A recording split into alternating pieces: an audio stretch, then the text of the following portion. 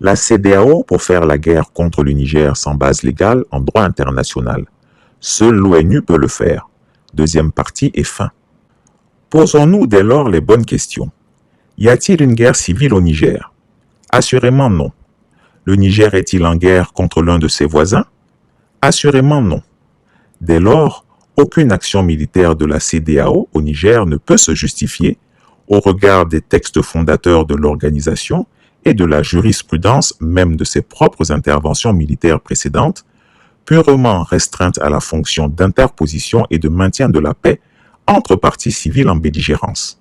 Il faut que le débat à propos de la CEDEAO redescende au niveau des masses pour que chacun rediscute de la CEDEAO et que la question de la CEDEAO ne se règle pas simplement au niveau d'un comité. Pourtant, nous devons dénoncer l'impérialisme qui continue de dominer ce genre de structure, qui continue de vouloir régner en Afrique. Nous devons lutter pour le panafricanisme. Nous ne devons pas faire des morcellements, surtout sur des bases linguistiques qui semblent être des petits empires de nos anciens colonisateurs. Le Niger est souverain et libre de s'organiser, de se gouverner comme il l'entend.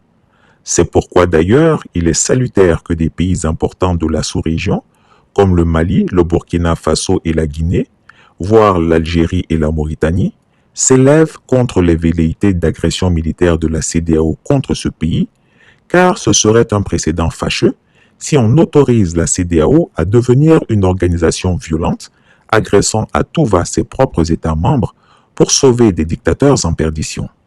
Nous sommes porteurs d'un message de leurs excellences le colonel Assimi Goïta, président de la transition, chef de l'État du Mali, et du capitaine Ibrahim Traoré, président de la transition, chef de l'État du Burkina Faso.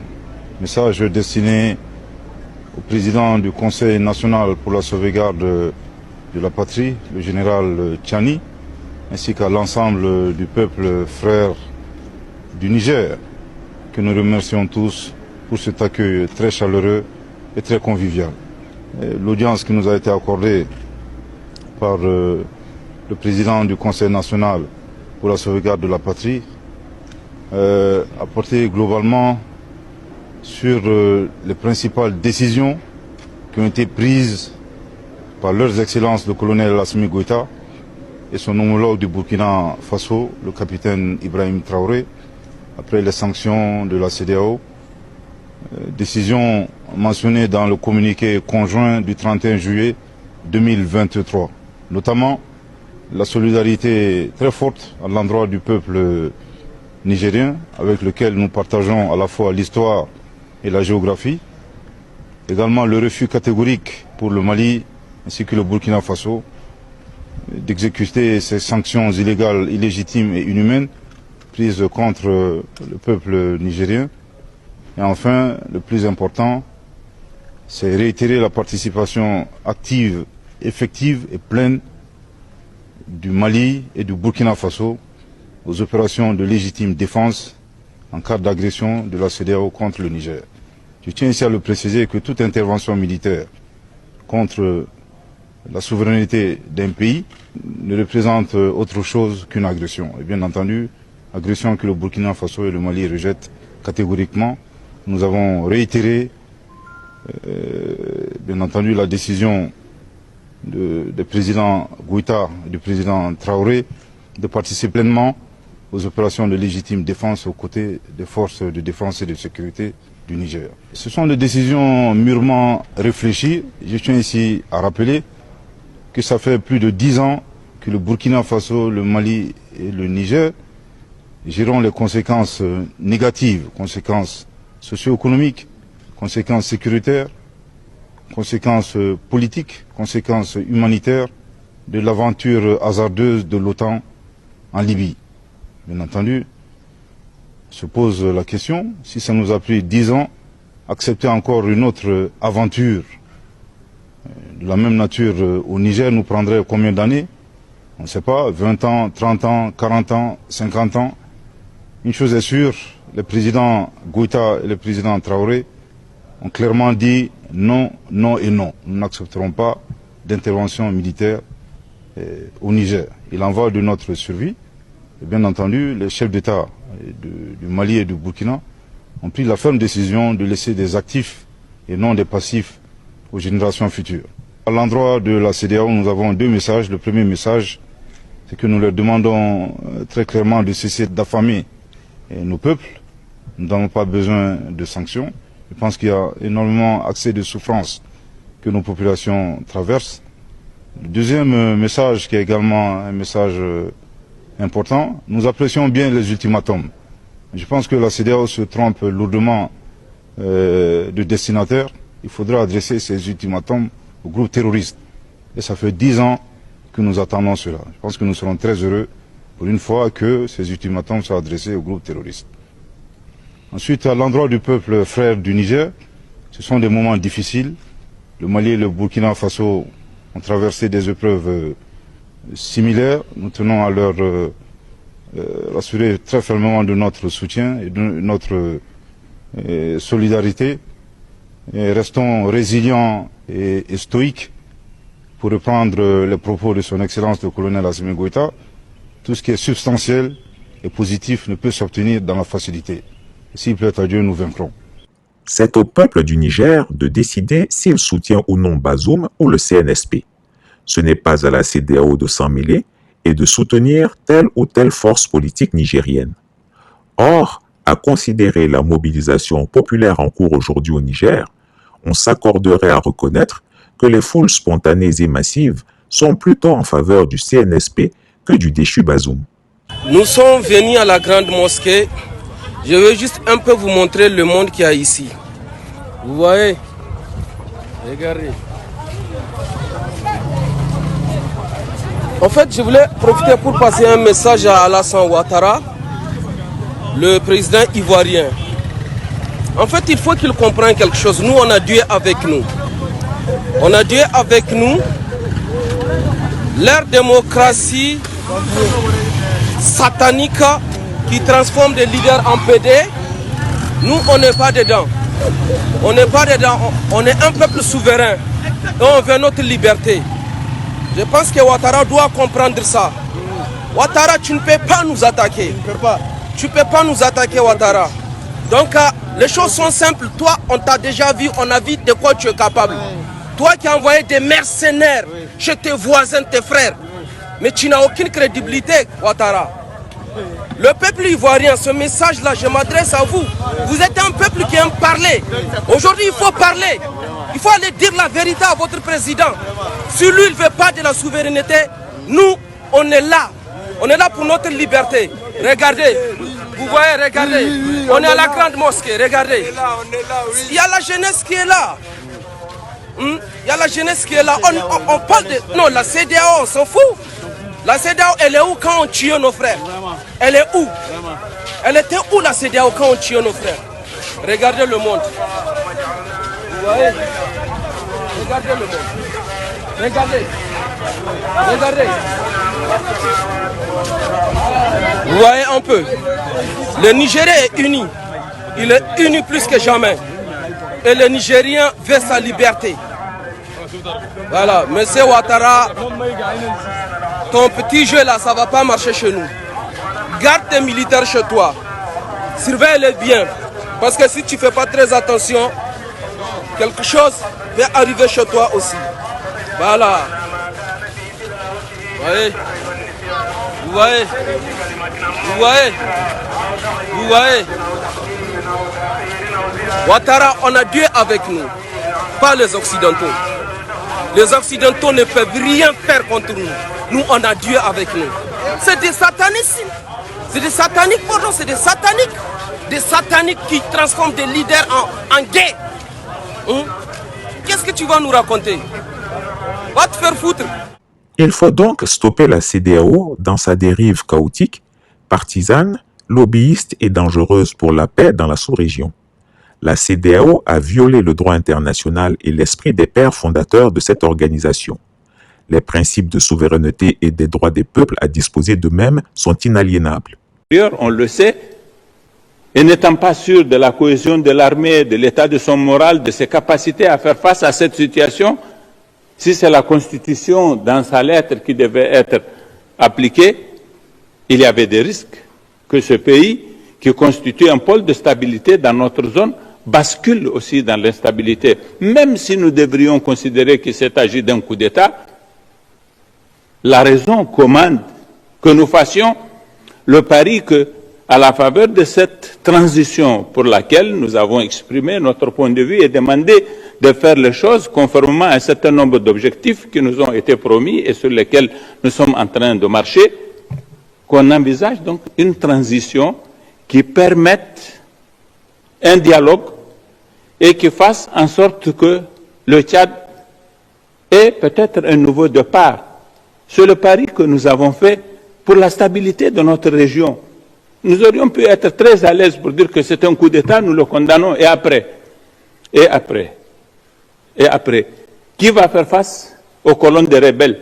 Et si elles venaient jusqu'à N'Djamena et qu'il y a une guerre civile, quels vont en être les résultats? Qui va appliquer la Constitution en ce moment? Quelle est la modalité de l'application de la Constitution?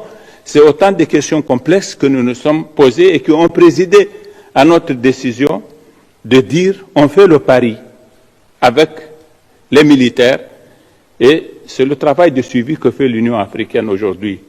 En conclusion, il faut se demander à quoi sert encore cette organisation résolument à côté de la plaque de l'histoire. La seule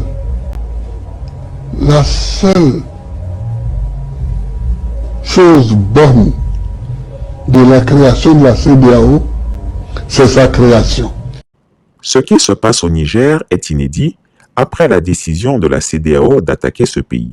Si les cervelles des dirigeants, majoritairement tyrans de la CEDEAO, n'ont rien pu produire de bon pour régler cette crise par la paix et le dialogue, constatons que la CEDEAO n'est plus désormais qu'un club de coquins, violeurs de constitution, fraudeurs d'élections, massacreurs de peuples, ennemis du pluralisme politique, serviteurs larbinisés du néocolonialisme français et de l'impérialisme occidental. L'échec de la CEDEAO est désormais fatal. Vomi par les peuples africains, la CEDEAO est descendue dans les fosses sceptiques de l'histoire. Qui vont se mettre devant, les Nigériens vont les laminer. Ils vont les laminer. Quand 100, 200, 300 cercueils vont arriver à Paris, il y aura coup d'État à Paris. Quand 100, 200 cercueils arrivent à Abuja, le vieux Tinubu, il disparaît de la circulation. Quand 100, 200 cercueils arrivent à Cotonou, Talon disparaît. La Côte d'Ivoire, il n'y aura même pas 100. Après 10 ou 15 soldats cercueils rapatriés à Abidjan, Ouattara va fuir. Il aura son coup d'État. Je ne serais même pas surpris que ce soit son petit frère qui le renverse. Parce que lui, quand il va voir que son frère en fait trop, il se dit, mais au moins, autant sauver ce qu'on a déjà. Mais il le chasse. C'est déjà arrivé. Il y a des pays où le fils a chassé le père. Donc, il est assis là-bas. Je ne sais même pas sur quoi il compte. Si c'est les Français, un jour, les Français quitteront la Côte d'Ivoire. Il n'a qu'à se dire ça. Donc, c'est pas la peine. Donc, ils n'ont aucun moyen d'attaquer le Niger qui, depuis 15-20 ans, se bat seul dans les sables du désert avec les terroristes. Mais la CEDEAO compte peut-être sur les appuis des Occidentaux, mais sur place, Tiani et les autres aussi. Tous les Occidentaux sont en Ukraine. Ça donne quoi? Aujourd'hui, ils sont en pleine reculade. Oui. Ils ont même envie de dégommer Zelensky pour couvrir leur honte parce que Zelensky aurait trop de choses à dire s'il perd la guerre. Finalement, est-ce que c'est pas le Mali et le Burkina Faso qui ont dégonflé cette option militaire de la CEDEAO en montant au créneau pour avertir que toute intervention au Niger signifierait une déclaration de guerre? C'est une question de bon sens. Et je crois que le Mali et le Burkina Faso ont pris des positions les plus lucides possibles. Et c'est ce que nous attendons précisément de nos dirigeants. Parce qu'en réalité, l'objectif de cette action à Niamey est quoi concrètement? C'est de sauver une personne. La personne de Bazoum. Un arabe libyen. Et voilà. Donc, la personne de Bazoum, alors qu'il y a un renversement d'un régime sans effusion de sang, sans bruit majeur, on l'a juste séquestré pour dire, bon, mais écoutez, compte tenu... On l'a juste séquestré, hein. Mais bien sûr, on l'a mis de côté, on a dit, bon, écoute... Votre euphémisme est grave. On lui dit, bon, écoutez, vous avez fait tellement de dérives, rappelez-vous. En réalité, j'ai eu des contacts qui m'ont signifié un certain nombre de choses. Pourquoi finalement Tiani a décidé cette action? C'est que dans un premier temps, lorsque le président, le général Abdelkar, ou on l'appelle Modi. Non, pas Modi. Abdelkar, celui-là qui a bavardé contre les armées burkinabées. Abou Tarka. Abou Tarka, voilà. Une véritable ordure. Lorsqu'il a eu ce langage aussi maladroit et malsain vis-à-vis du Mali et du Burkina Faso, le général Tiani est allé voir son président pour lui dire, mais écoutez, il faut appeler ce général-là à l'ordre. Il faut le rappeler à l'ordre. Pourquoi? Parce que, quoi qu'on dise, les Français quitteront un jour notre pays. Le Mali et le Burkina Faso sont des voisins, nous sommes des frères. Nous n'avons aucun intérêt à leur faire des piques inutiles alors que nous souffrons d'un même mal. Le président Bazoum n'avait rien dit. Curieusement, 3 semaines après, c'est Bazoum lui-même qui, devant le journaliste de Jeune Afrique, François Soudan, en vient à dire que, bah écoutez, le Burkina Faso est en train de faire des bêtises en recrutant des gens qui ne sont pas formés militairement, à travers les VTP, VDV, etc. Et que, bon, mais écoutez, les terroristes sont puissants, et de toute façon, il va falloir faire, etc. Donc, ce langage-là était encore si maladroit que Tiani, encore une fois, est retourné voir son patron pour lui dire, écoutez, vraiment, monsieur le président, je vous en conjure, je crois qu'il faut avoir de la mesure dans ce que vous dites, etc., etc., etc. Et puis, dans la foulée, il programme la libération d'une deuxième vague de chefs terroristes. Ouais. Pour dire que même en réalité, ce sont des alliés, de façon extrajudiciaire. Parce qu'en réalité, lorsque un État républicain, démocratique, met quelqu'un en prison, cela suppose qu'il y a une action judiciaire. Est-ce que ça va vous donner des chances à des négociations? Non, écoutez, ce n'est pas une décision politique. Même s'il doit y avoir des chances de négociation, c'est d'abord... Parce que, mais écoutez, on ne proclame pas, il ne faut pas incanter des concepts. La démocratie a ses principes, ses exigences. Et donc, vous ne pouvez pas mettre quelqu'un en prison sans aucune action judiciaire, sans aucune procédure. Et donc, le président de la République n'a aucun pouvoir, avant la décision de justice, de libérer quelqu'un comme ça, de façon extrajudiciaire. Pourquoi Alassane Ouattara, Macky Sall, Patrice Talon, Faure Gnassingbé n'acceptent-ils pas des médiations de la CEDEAO en Côte d'Ivoire, au Sénégal, au Togo ou au Bénin, où des crises politiques persistent et sont plus meurtrières que les coups d'État militaires? Et le bilan est accablant. Le coup d'État au Niger a fait 0 mort. Le viol de la Constitution et le 3e mandat d'Alassane Ouattara en Côte d'Ivoire ont fait environ 500 morts. La crise politique actuelle au Sénégal a fait environ 47 morts. L'élection de Bola Tinubu au Nigeria, environ 200 morts. Alors, qui est le plus meurtrier? L'heure du dépôt de bilan de cette organisation brinque-ballante a sonné. Non. Tu restes pas avec moi, je reste avec toi. Je reste avec toi. Attends, non? Moi, je reste avec toi, non? Reste avec moi. Reste avec moi.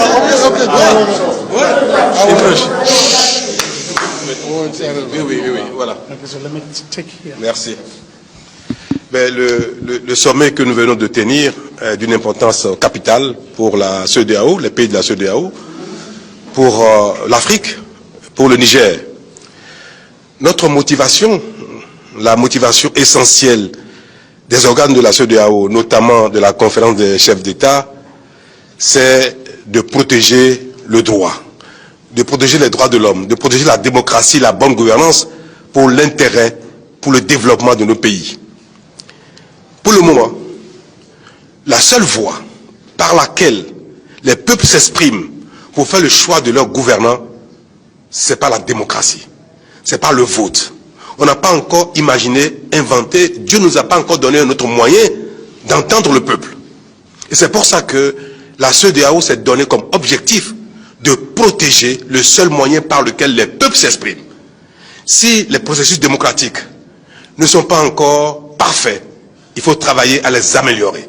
Mais on ne peut pas permettre qu'un autre moyen, par exemple les armes, soit un moyen de décision, soit un moyen de choix des gouvernants des pays.